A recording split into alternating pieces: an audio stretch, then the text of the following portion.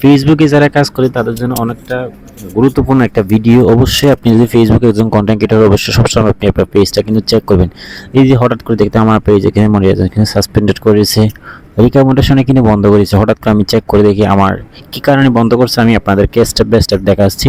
এটা দেখেন আমার এখানে your ability to earn and suspended করেছে অলরেডি। আমার মনিটাইজেশনটা অলরেডি সাদা হয়ে গেছে, এখানে অলরেডি দেখতেছেন you have remove your post. হ্যাঁ, এখানে রিভিউ করে আমাকে অপশন দিচ্ছি।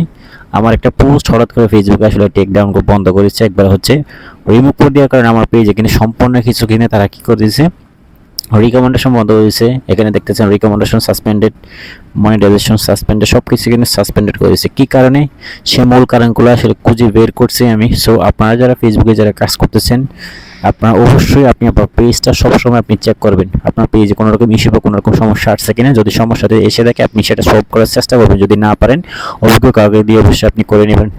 ভিডিওটা অন্যকে থেকে শুরু করে দেবেন। ধন্যবাদ।